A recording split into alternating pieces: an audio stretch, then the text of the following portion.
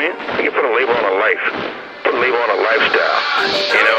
Put a label on how you wake up every morning and go to bed at night.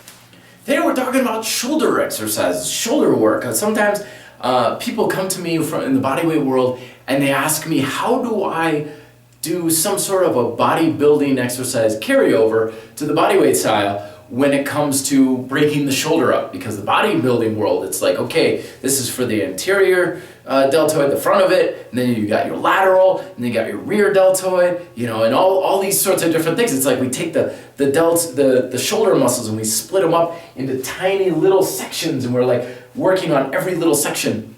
The thing is, sometimes we get obsessed with the idea of like the lateral head is what gives us this appearance of width in the shoulders, makes us look like we got a more pleasing physique, or the front of it helps our pecs get bigger, and all these sorts of things.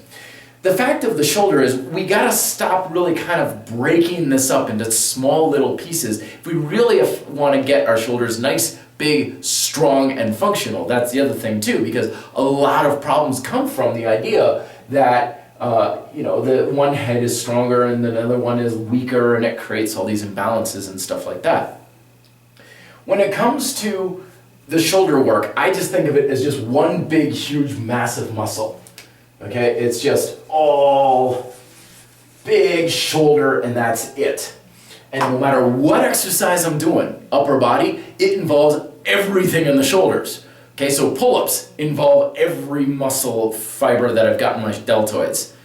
Push-ups, dips, any of the exercises on the TRX, all of it is all shoulder. And you'll see this a lot. I had a guy one time I was interviewing for a training job, and I told him I'm not a big fan of doing pressing like this. I'm very much along these lines kind of thing. And he's like, you don't think that puts too much strain on the anterior deltoid? And I said, no, because it's the same thing. It's pushing upwards. Does this really radically change how your shoulder muscles are working? No.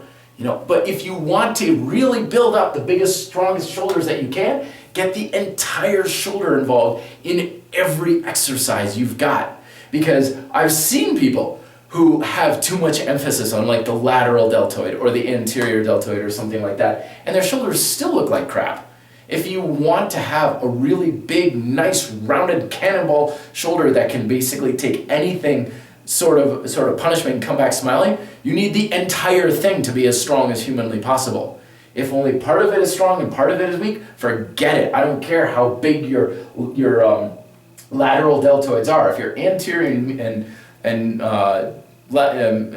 posterior deltoid are still small and weak, it's still going to look small. It's still going to look like crap. So things that engage the entire thing, like handstand push-ups and such, get the entire shoulder complex on as hard as humanly possible, and guarantee you will not be disappointed. And don't bother with all this little, I'm working this part of my shoulder and this part of my shoulder and this part of my shoulder. Get the whole thing all at once, and you'll be much better off. Till then, be fit, live free.